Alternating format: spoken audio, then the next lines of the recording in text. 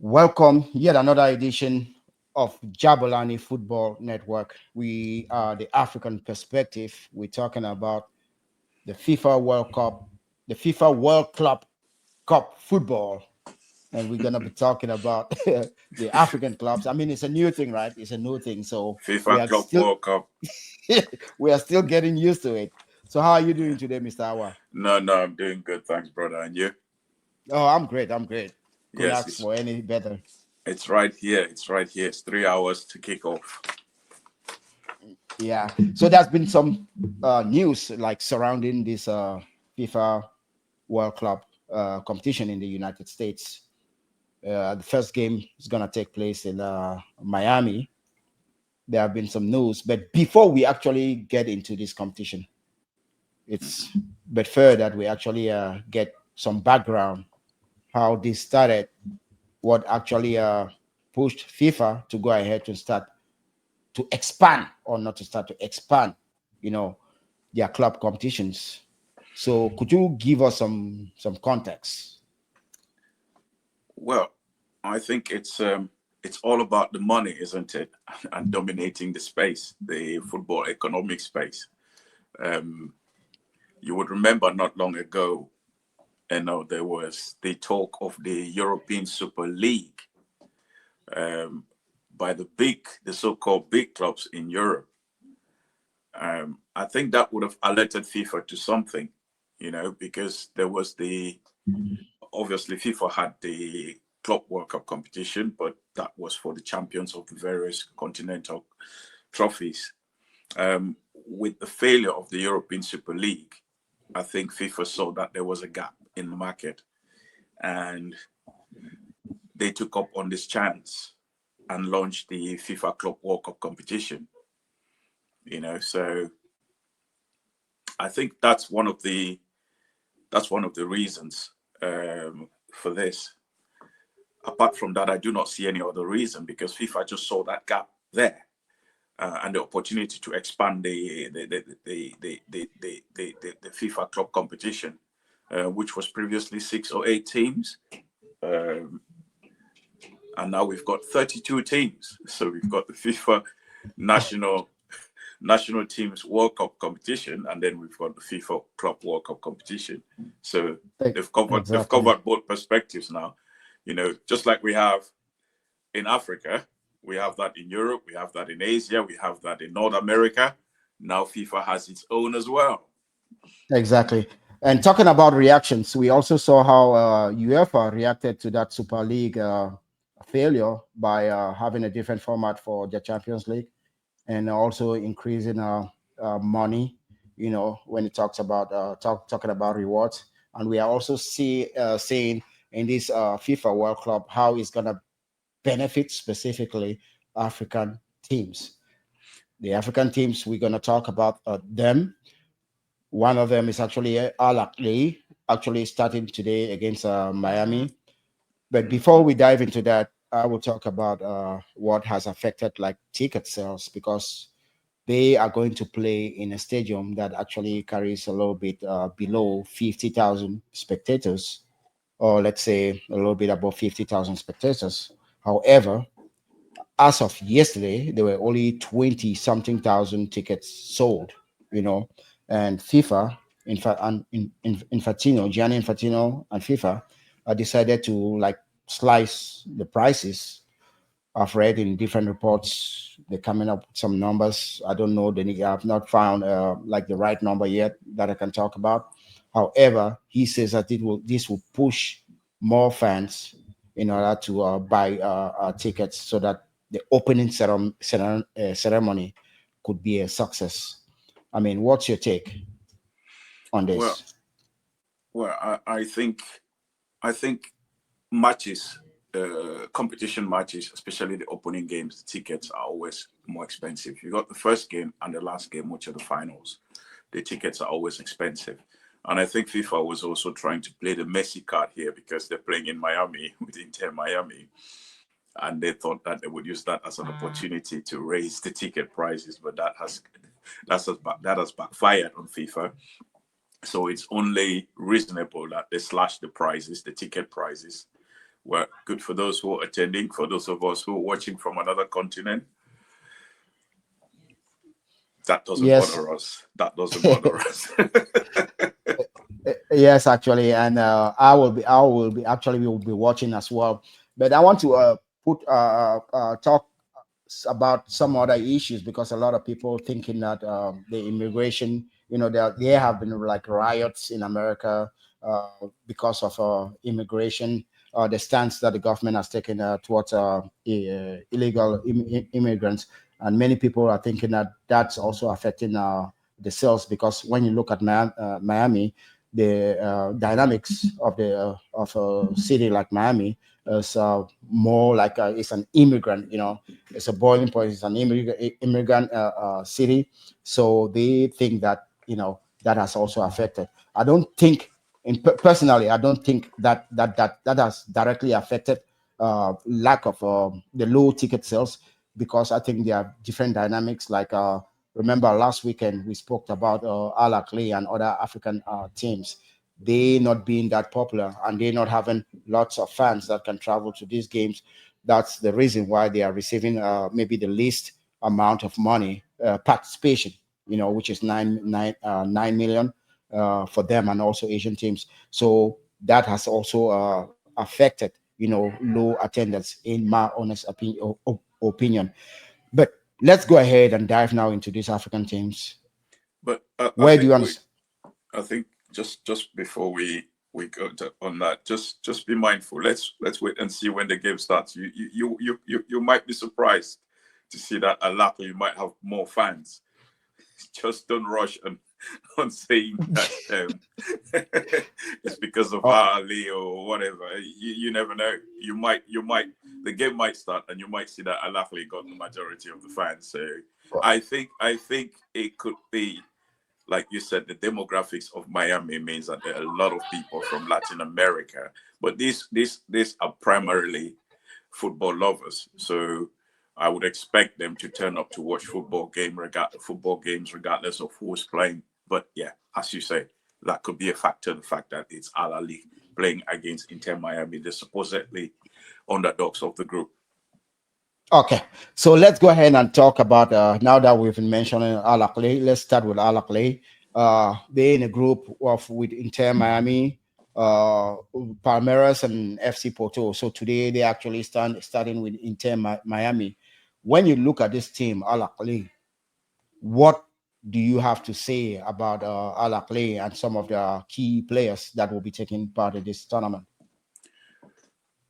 And no, I think one of the things that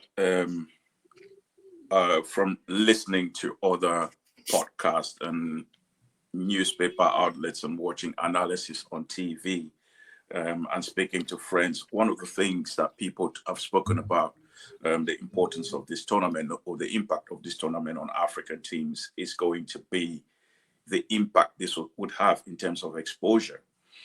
And I totally agree with that, but it depends what kind of exposure. I am going to say Al Ahly is a very good team.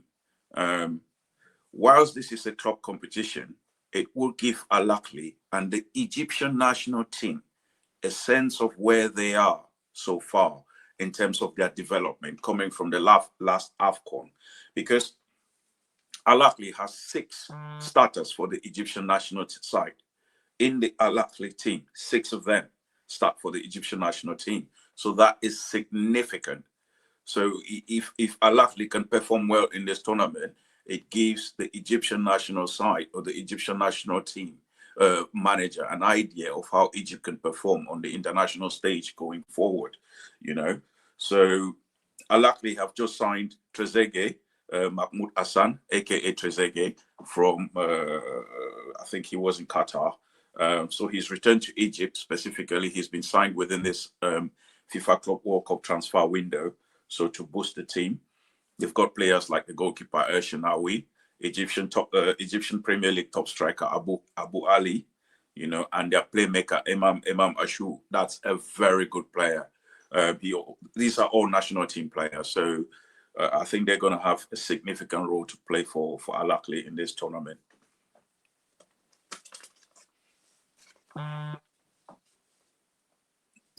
I'm sorry, Am I? yeah, but I'm sorry. I think I was muted.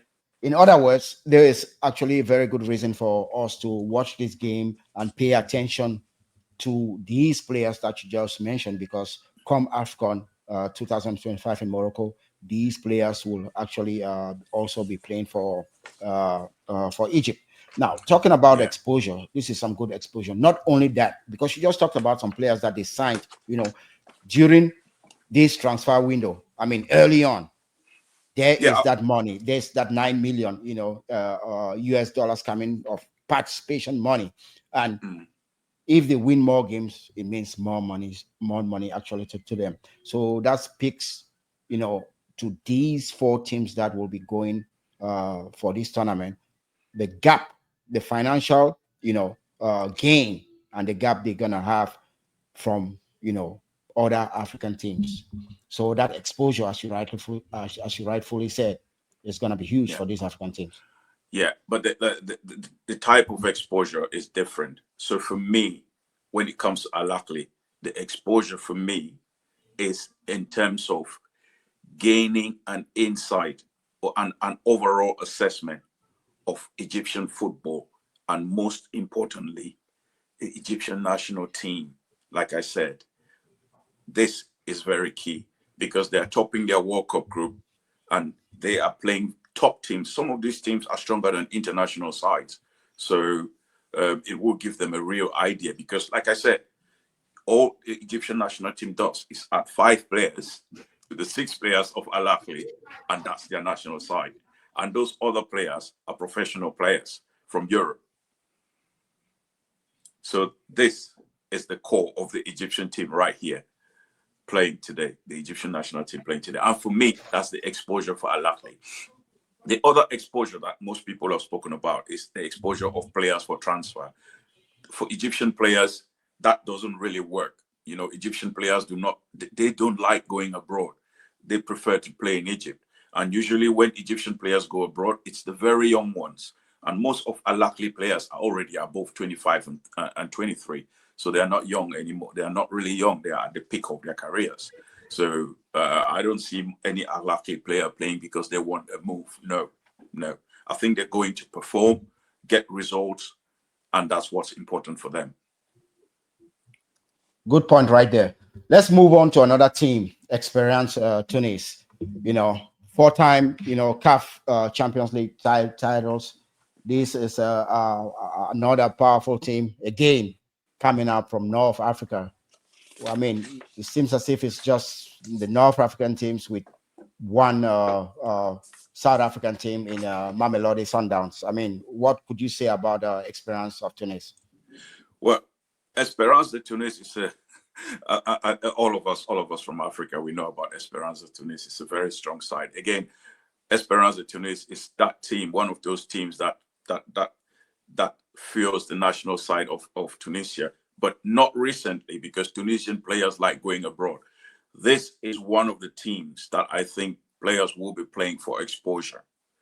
This is one of the teams that would want to play to the fullest of their capacity because they've got young players who want to play, who want to showcase their talent.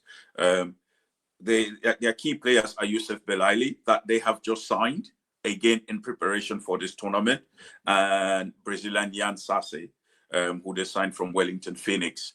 And last year they were the African Champions League finalists, runners up, so to Al Ahly. So they are a good side. But I think, and they're a dark horse in this tournament, but I think it's going to be difficult for them because they play against Flamengo, they play against Chelsea, and they play against Club Leon of Mexico. They have a chance. They have a chance. They can surprise Club Leon and Flamengo. But Flamengo, I think, actually is the best team in Latin America at the moment. So that is going to be difficult. That is going to be difficult for Esperance. But I think Esperance could do well. They are the dark horse of that group for me. Okay, good. So this player, they have, I mean, their key players for Esperance de Tunis, Mohamed Ali, Ben, how you pronounce that? Ben Which one? Romahan.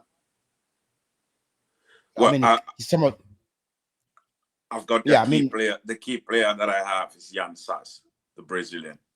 yeah. What about Rodriguez Silva? Well, I haven't. I think it's another. Well, they have a lot of good players. They have a lot of good players, but the one to watch for me is Jan Sas, the Brazilian. Oh, okay.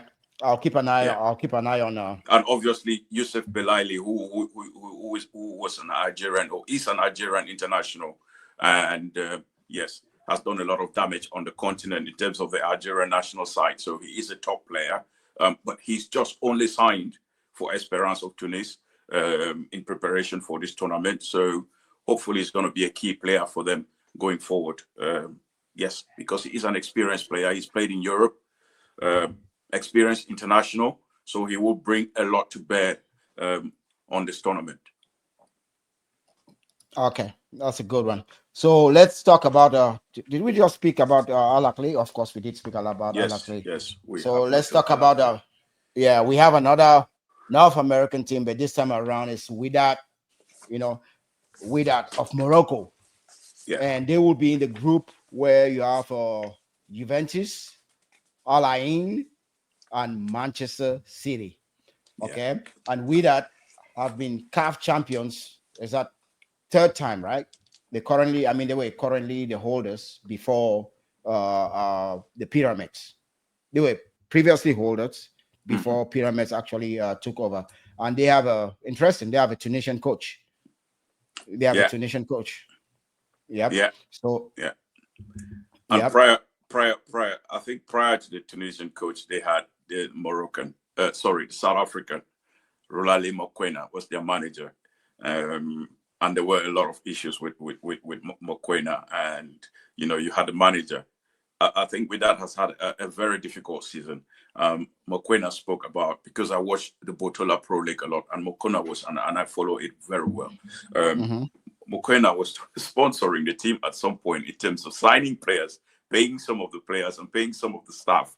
The board wasn't investing that much of money. The board was divided. Some people wanted a local manager, a Moroccan manager. Some people were not happy that they had Mokwena as the manager.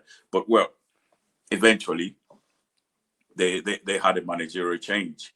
You know, um, Wydad is going to be one of those teams because Morocco is a country that sells a lot of players. They export a lot of talent. So Wydad is going to be one of those teams, uh, again, that would want to perform well so that they can maybe sell some players abroad. Their youngest players are 19, 20, 21, 22. So they've got those the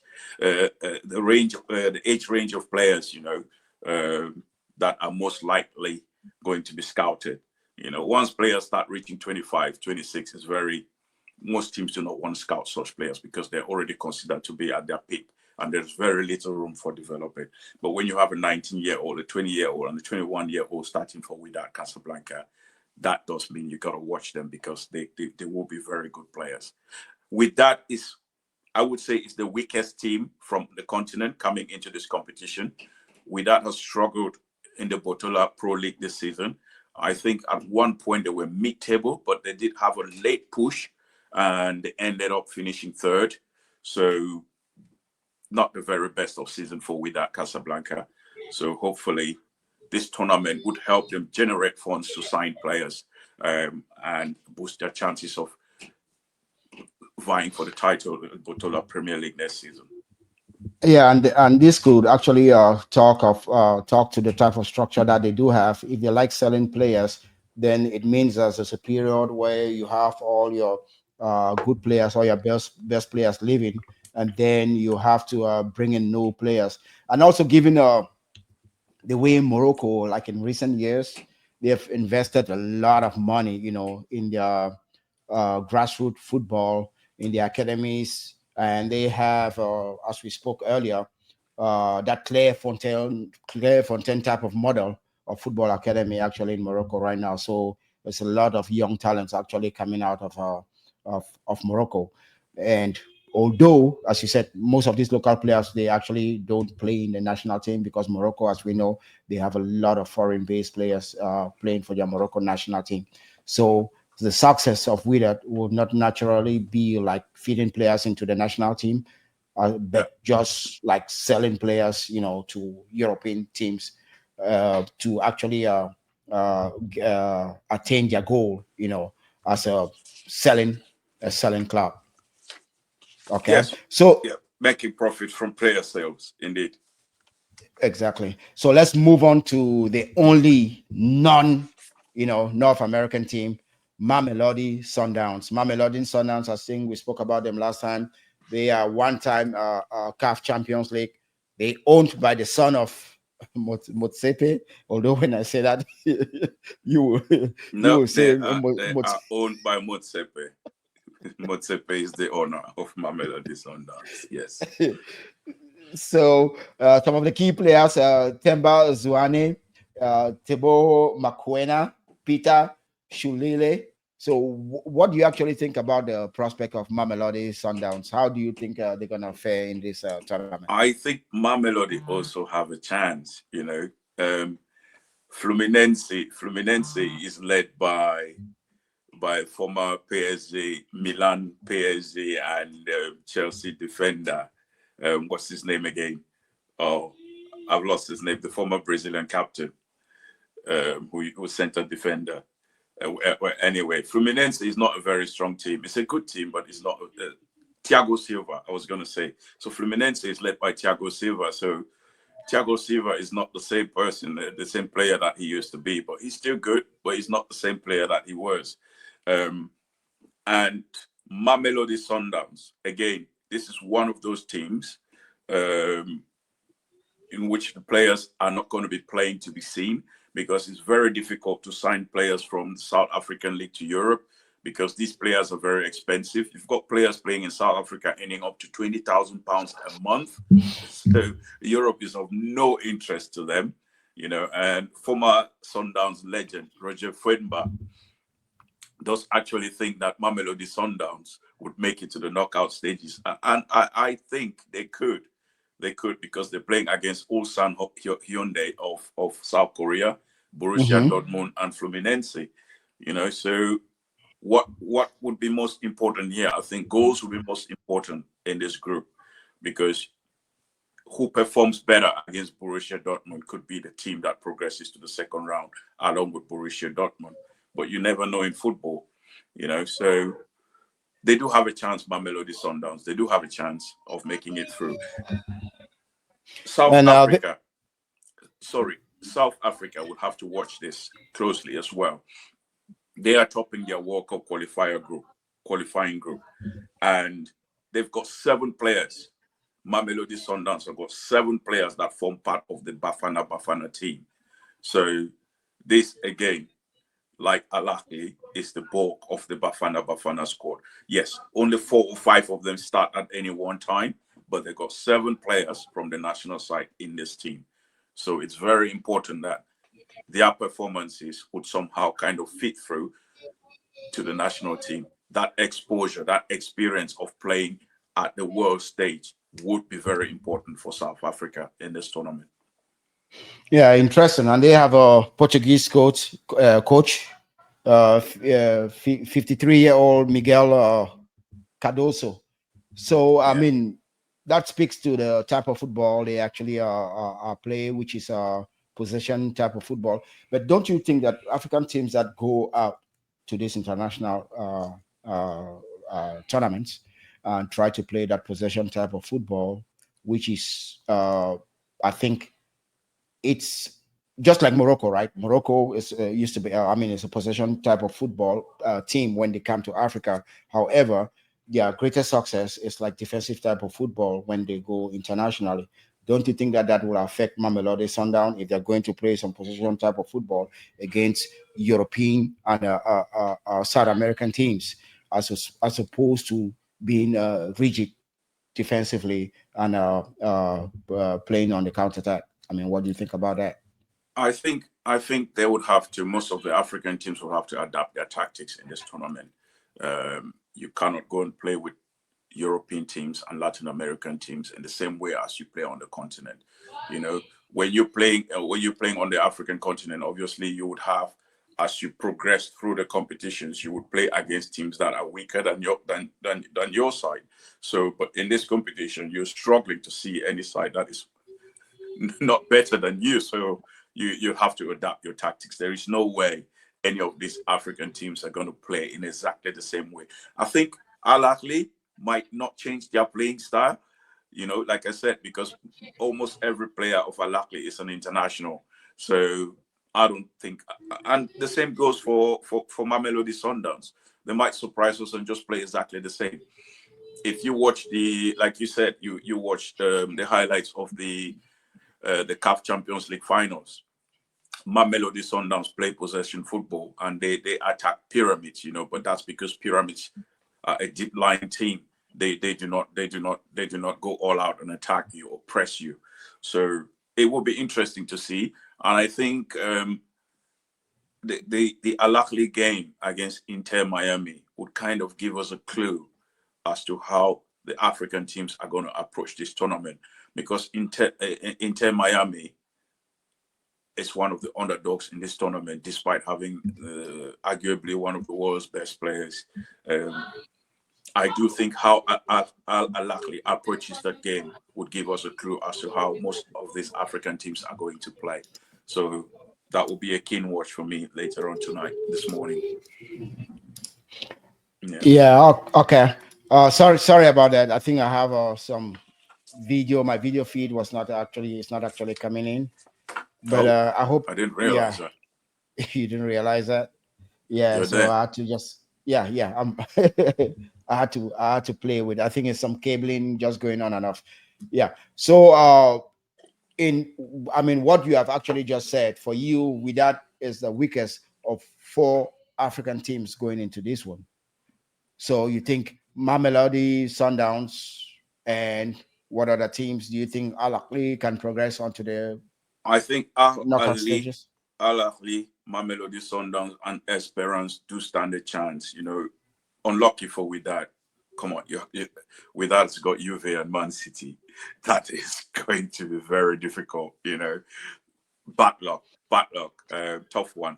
So I think the teams with a chance to go through are Mamelodi, Al Ahly, and Esperance of Tunis.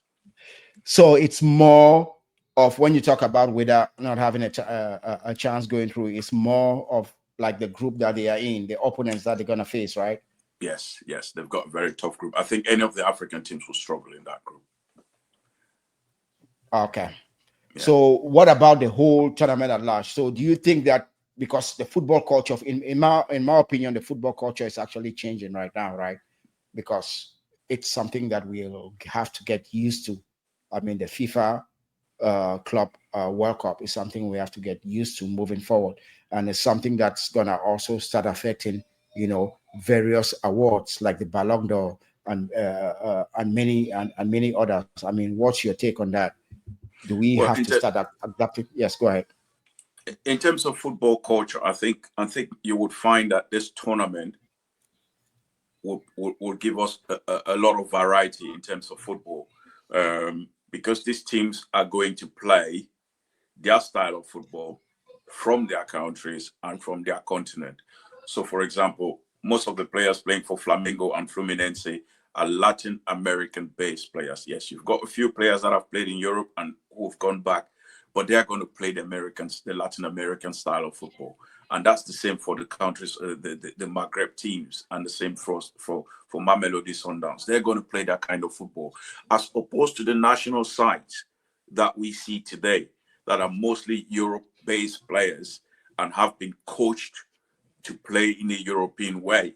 And when they go back to the national sides, they struggle.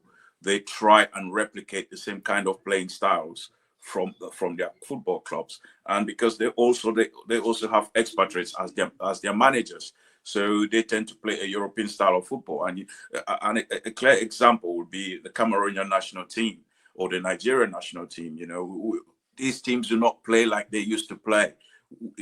Their styles do not reflect the culture of Cameroonian football or Nigerian football. They're now playing like European teams. So it's a bit different. But I think in this tournament, you're going to see that there's going to be a diversity of of the kind of football that we're going to watch, and that will be good to see. Hopefully, Al and Inter Miami tonight will be, will set the tempo for that kind of football. Okay, and talking about exposure, I do agree with you that these four teams now, some of us will be now exposed. I mean, or some people that have never watched them, play, especially in recent years, will be now exposed to the type of football that this club play, and maybe as a neutral, will try to support these teams, as they play and try to progress to the knockout stages. So they will be actually basically exporting, yeah, their culture, their football culture, and how Yeah. they actually approach the game. And you spoke to the way teams like Cameroon, maybe Nigeria, now play football, which is totally different from the way they used to play, let's say, 20, 30 years ago. So what do they actually need? Now they'll be sitting at home watching a Canon, a Tonnerre, a team that back 30 years ago used to be the headlines of such tournaments. Now they cannot actually benefit, from the amount of money that FIFA will be giving these clubs. I mean, what should they be doing in order to try to bridge the gap? Well, that is left to see, isn't it? I think we've spoken about the impact of this tournament in terms of on African football as a whole. And when we've spoken about the financial, we've spoken mainly about what the participating clubs are going to benefit from this tournament financially. But there is also a pot of money from this tournament that FIFA is going to distribute to other football clubs around the world. $250 million. There is a $250 million pot money that is going to go towards other football clubs in the world, and I think some of that money will go to the less developed leagues in the African continent, in Latin America, and Oceania to develop football in those areas. And it's not only in developing football, but expanding FIFA's reach within those areas. It's in FIFA's interest to develop football in all those areas. So it's not only about the teams that are participating in this tournament, it's also about those teams that are not participating. And hopefully some of those teams that you've mentioned could benefit from some of this pot of money. But what they do with it is left to be seen, if they do have access to this money. Yeah, I actually think the greater part of the work is actually to be done by local governments and federations, because in the case of Cameroon, when I look at the way the league has deteriorated, the only way I think this can be changed is actually the government, because these projects are mega projects, right? So they are big. And what I mean about that is that a lot of money is needed in order to develop this project. So the federations cannot actually do it on their own alone, right? However, if they work together with government, they can lay down foundations for grassroots football that can go through school systems, as back in the days, or SUCs, as they used to do it back in the days. And going through school systems just means that it gives another option, because not every kid wants to go to a football school where they train in the morning, where most of the interest is just football. But you have some very talented kids that want to take football as a second option, that are even better than those who go to these schools. So you have to give these kids, talent, even right up to the villages, an opportunity to be able to play football no matter where they are. And as you said earlier, when these kids go through these football academies, then they can be like some major football academies that can take these kids in order to accomplish or continue the progression of these kids as footballers. Well, I totally agree with what you say, but obviously this is the first time that this FIFA will be putting this project in terms of supporting clubs directly. So it's left to be seen which clubs will benefit from it. But I think I would want to think that a reasonable way of doing it, for example, is that you go to a particular country and you look at clubs that are well managed, well run clubs, and you support them even more. So, for example, if you go to Cameroon, if you're a FIFA, you come to Cameroon, and you think you want to make Cameroonian clubs develop more, which club would you go to at the moment? Say, for example, you go to Canon Yaoundé. What infrastructure has Canon got that they can develop with, say, for example, $1 million? Canon barely has a stadium. A stadium, you know, it's still Stade Malien. There's nothing else. You know, it's just a name that is being branded around, but there's no infrastructure on the ground for them. So you have to look at a team that has already done something and that has shown that has a track record of good management, and you support them. Otherwise, you give the money to the clubs and it just goes down the drain, like we have seen recently with Samuel Eto'o fighting with club presidents for them to pay players. The other thing, True Lion, that you spoke about schools developing school football or SUCs and all of that. It's a good idea, but if you think about how Africans became good footballers, if you think about how Latin Americans become good footballers, normally you don't go and start playing in the academy when you're 4 and 5 years old or 6 years old like they do in Europe. You know, you learn football playing on the streets. You learn football playing in open fields. But you go to Bamenda and you look at all those open fields. They're now churches or they have been fenced off. There are no open grounds again for players for kids to play. You know, you go to Boya, for example. I remember when I was last in Boya, when I was a student at the University of Boya, the Moliko Stadium, there was no fence. You just walked in and you go and play football. The University of Boya has a fence. It's a fenced environment. You can't just go in and start playing football in the university. It doesn't work like that, you know. So you can't just go now to Moliko Stadium and start playing football. So all of these places are being sealed. So children are being pushed towards the academies, you know. And so what we're going to have now is children who are not playing free-spirited football. Previously, before a child came to the attention of academies, they were already talented kids. And all you had to do was to channel, to give structure to this talent and then let it perform. But now I'm afraid we having robotic kids, you know, who would go into academies and play robotic football. Yes, you would still have the one or two kids that are free flowing, that would learn football on the streets, you know, but it's not what it used to be, I'm afraid. And we need to look at that because, mind you, Germany has reversed its training system, because if you look at, there was a time when Germany struggled in the Euros and at the World Cup, and it came down to, and the Germans, when it did a research and came back with an analysis of the academy system being a problem. So they wanted to make their kids play free-flowing football without referees, without offside. Just throw the ball to the kids and let them play. Yes, it's in a structured environment, but you don't have people intervening and bringing tactics and say, oh, pass, you must pass the ball. No, let the kids play. And if you look at the young players that are coming through today in Germany, they are different. They're not like they were 10 years ago. 10 years ago, you had Andre Schürrle, players like that, players who could not dribble. But you look at the German side now, they got dribblers. They got real footballers. And that is the work of the reversal of their training system, taking away the impact of the academies at the early stages of this children's football, you know, and letting them play straight football. And you can see that in England as well. You know, even though England still got structured academy, they are picking up on these kids that are playing in those open grounds, you know, So, and but feeding them what? through into the academies. Okay, so what would you say of a country like Senegal? Because we had this discussion, right, about Senegal, and we see that a lot of Senegalese players at a very tender age going to Europe. You know, so there's that trust because Senegal has built a system where not only we see young footballers going into top European teams, we are also seeing them able to replace a successful coach.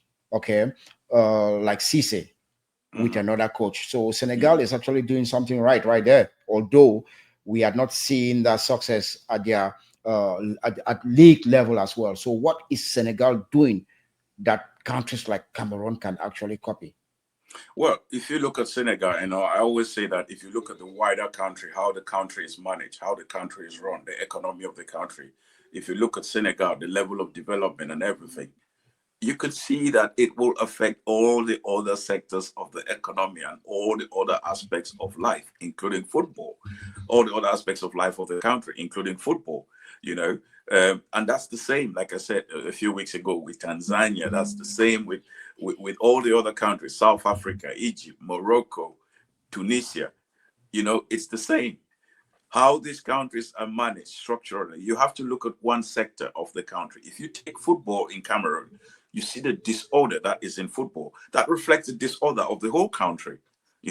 So if you're saying Senegal has a structured system that is working, but everything in Senegal is structured and almost everything is working. You just need to look at it from outside and do an analysis of Senegal. And it's a functioning country, a functioning democracy, a functioning economy. Everything is functioning, everything is structured.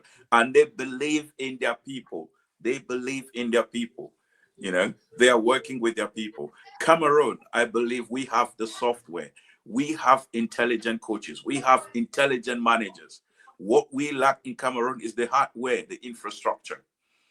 We lack the infrastructure in Cameroon. Look at the stadia that we built for the AFCON. Where are they?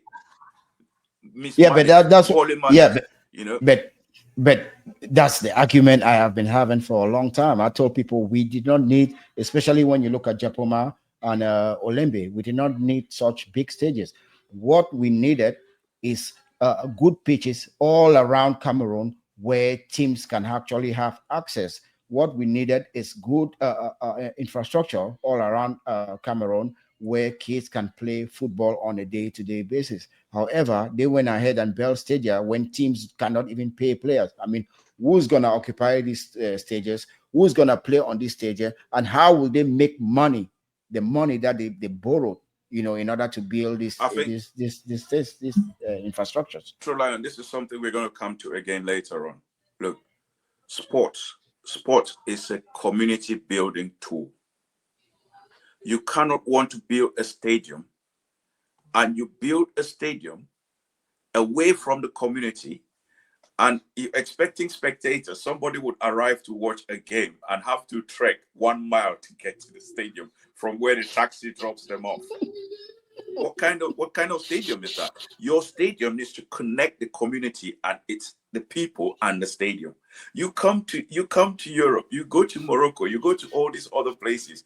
You're walking on the road and the stadium is 10 meters from you. You walking in Tottenham on Tottenham Highway Road. You can stretch your hand and touch the fence of the stadium. And I mean, the entrance of the stadium, you can see the entrance just 10 meters from you. It's part of the community. People want to be there. Once you build a stadium so far away from people disconnect from it. People emotionally disconnect from it. Now, you think about the Amadou Ahidjo Stadium in Yaoundé. You think about the Bipanda Stadium. These stadia are connected with the population. It takes you Yep. three minutes to walk from the road to the stadium in Yaoundé and in Douala. But you go to Japoma and you go to the other one in Yaoundé, it's a nightmare. Exactly. And another thing, talking about the design of this stadium.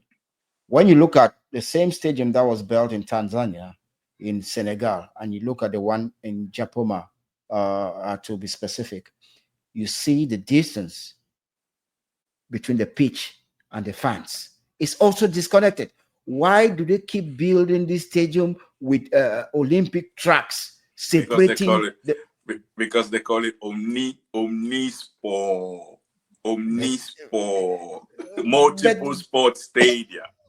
We don't need but it. We don't that's need it. we don't need it. Have you been to the Limbe Stadium? No, sir. You come to the main road. You have to take a taxi from the main road to go up the stadium. It is far. You can see it, but my word, you don't want to walk that distance. You see it and you think it's near, and then you start going. You're like, no, no, no, no, no, no, no, no, no. Get me a taxi. That's impossible. That's virtually impossible. And you can imagine the traffic on match day.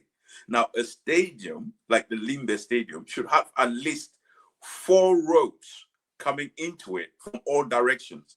You cannot build a stadium and make one entrance to that state, one road that leads to it. You can imagine what the traffic is going to be like. So they're going to be dropping Exactly. off fans on the main road, and then you have to walk a mile to the stadium up the hill. I'm not going to watch that game. No way. Exactly. And these stadiums now are not being used. So who is paying for the maintenance? You know, it's a big problem. It's a big That's it. problem because maintenance cannot be sustained. The stadium itself cannot pay for its Well, maintenance. that is a story for another day. That's a story for another day. I think that's something we will develop in future. Exactly. Yes. Well, it was actually a good conversation having for the FIFA competition actually coming up. But in recent, I know we're gonna be busy. We're gonna be talking about some of these teams, but also we have to start preparing for the African Cup of Nations. I know we have to start having maybe some programs so that we can Yes. talk about maybe Group A, which consists of Morocco, Mali, Zambia, and the Comoros. That will be a good group maybe to start about. I've been preparing some information, doing some research, and maybe we can start, with AFCON and just previewing some of these groups as Yeah. we move on to December. Yeah. Yeah. And we've had some. Well, we've had some transfers recently, isn't it? Obviously, with the transfers coming up, we want to be looking at some of the African players moving around between clubs. We had some strange. Well, we had a strange move this weekend or this week. Youssef Sabali, Senegal's right back, who was playing for Betis Seville, has decided to move to Qatar. I'm not sure why you would move to Qatar at the peak of your career, but obviously money speaks for something. Exactly. And we also have Kusunu, Ivorian centre-back Odilon Kusunu, who was on loan from Leverkusen to Atalanta. That has been sealed. The option to buy, Atalanta has triggered the option to buy, and so he's moved to Atalanta. Pardon me. And Algerian Anis Haj Musa of Patro Esden in the Belgian second division. I think Patro Esden was also playing the qualifiers for the Belgian first division. I'm not sure. I can't remember whether they did qualify, but he's now moved to Feyenoord. So that's a good move for him from the second division to the top tier of the Dutch league. And then our man Mbeumo. The Mbeumo transfer is becoming a saga. Obviously, we have two windows this year. So the first window is closed. That was the 1st of June to the 10th of June to allow teams to sign players, but primarily those teams that are playing in the FIFA Club World Cup competition. The main window starts on Monday, and that's the Mbeumo saga. Is going to be interesting. My club, Tottenham, has joined the race for Mbeumo, and I think that's going to be interesting. Manchester United should watch out. Mbeumo is basically Frank. Yeah, Frank has met Mbeumo who he is. Scouted Mbeumo, got Mbeumo at age 20, managed him for 5 years. If he doesn't go to Tottenham, then the deal for Manchester United needs to be huge. Yeah, but talking about Mbeumo and Tottenham, now that you know, because I know that Tottenham has a salary cap. Tottenham is a team that doesn't throw money at players. You can see from Son, you can see from Harry Kane. So they have that history. And it was reported that Mbeumo was asking for about 250,000 pounds weekly. Do you think Tottenham will pay such an amount of money? And if not, where do you think Tottenham, I mean, when he talks about the wage, the range, where do you think Tottenham will actually rank Mbeumo coming from? Tottenham cannot pay Mbeumo the kind of money that Manchester United will pay Mbeumo. Last week, I said this to you, that Manchester United players don't want to go there now. And because of that, Manchester United has to pay over the odds wages to get players. Now, also there is the fact that Manchester United is up north. You know, usually once players have settled in England, they come to understand the country. Mbeumo has been living in London. London and Manchester is, you know, it's a different ball game. You know, when it comes to money, it's for certain that Tottenham cannot match Manchester United's offer. It's not going to happen. Mbeumo is coming to Tottenham. There will be competition, but the competition is going to be stiffer at Tottenham because you have Dejan Kulusevski and you have Brennan Johnson, who is going to get better and better because he's a young player. So Mbeumo is going to have competition when it comes to Tottenham. So, and the same, he's going to have competition when it goes to Manchester United. For footballing reasons, I would tell Mbeumo, with the World Cup around the corner, come to Tottenham. But if you want money, go to Manchester United. But remember, things can turn pear-shaped at Manchester United. And with the World Cup around the corner, you're taking a huge risk if Cameroon does qualify for the World Cup and Manchester United is struggling and you're not getting game time. That is going to be a problem for Bryan Mbeumo, but he's got a decision to make. It's going to be an interesting watch. Yeah, another player that I've seen you or heard you talk about is a Frankfurt forward that might be also a target for many clubs. I know he has some Cameroonian connections, but he has actually denied to play for Cameroon. Maybe until further notice, because France, when you look at France, yeah, they have a squad, they have strikers that it's not going to be easy for a ticket to actually get into such a squad. So, I mean, why does this player actually interest you so much that you talk about him all the time? I have always said to you, when they were talking about Mamouche, when they were talking about Benjamin Sesko, calling all the strikers, for me, in the Bundesliga, the purest striker in the Bundesliga, apart from Harry Kane, is Ugo Ekitike. He is the new Aubameyang. He is clinical. He is a technician. He is a dribbler. He's got pace. He's got a shot on him. He's got a curler on him. He's got everything. He is the full package. Good at heading.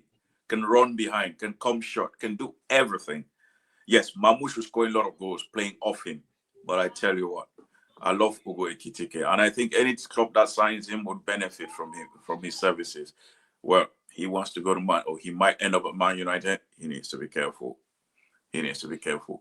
I would have thought that is the striker that Arsenal should be looking at. Ugo Ekitike. And Arsenal can actually get him on a cheap. If actually, as opposed to, I mean, the Sescos, big names, you know, the media names, I call them not big names, but I call them media names. Sesko is not a big name, you know. In this country, the media, for whatever reason, and people just pick up on a player and go Sesko. He's an average player. There's nothing special about Benjamin Sesko. There's nothing special about him. It's just because he is young and he is performing at that level. Who at Leipzig has really performed this season? Who at Leipzig? Unless you're not watching the Bundesliga. Who at Leipzig has really played this season? And you watch Leipzig and you go, that player, there is something in that player. No. And when you talk about players coming from Leipzig, you're talking about Wagner, who came from Leipzig. Werner, Timo Werner. Yeah, Timo Werner. He was their star man, isn't it? He was their star man, you know. But yeah. Look, like I said, for me, the striker in the Bundesliga, there is Girassi and there is Ekitike, but I take Ekitike ahead of any striker in the Bundesliga. Okay, good to know. So, any other remarks? Any closing remarks as we wrap up? You know. Well, I can't wait. I can't wait to watch Al-Ahly. You know, still got 2 hours to go, but yes, I cannot wait to watch Al-Ahly. This is going to be interesting because, like I said, the first game is going to give us a clue as to where African clubs are in terms of this FIFA Club World Cup competition. Don't forget, we have 2 African teams that have played the finals before. Tupuisa Mazembe has been in the finals before, and Mamelodi Sundowns have been in the finals before. So hopefully one of them can go as far as possible. Maybe quarters. You never know. I think once you go beyond the group stages, anything can happen. Knockout football is It's like that. It's one Okay. chance, Okay, and you've great. got to grab it. Okay, great. So for those actually in the United States, I know that game will be coming up on local channel 8 p.m. Eastern time, and I think the zone is also showing the games live and free of charge for those who can actually access. And then the zone, do you guys access the zone over in Europe? I don't know how it works. I'm not sure. I know. I'm very sure that one of the big channels is going to be showing it, either Sky Y- or or Yeah, or, FIFA. or, or TNT or Amazon Yeah, Any of FIFA. those. Yeah, FIFA just said they will be showing the game actually on the zone free of charge, so anybody can watch. So I So don't know. Usually World Cup games we're watching live on BBC. I don't know if this is going to be on BBC as well. I haven't checked, but definitely it will be on TV. okay, Come what what? may, I'm going to watch it. Well, I'll be watching because that's gonna be the highlight of my day today. And thanks very much. It was another great session with you, talking about football. Before I think next week, before we have our next session, I think all the African teams must have played at least a game. Yeah, yeah. That will give us a clue as to where we are Okay. as a continent. And thanks once more for our fans for watching. This is JFN, the African perspective. Please share, subscribe, and comment. Let's have your opinions. Thank you for watching. See you next week. See you next week.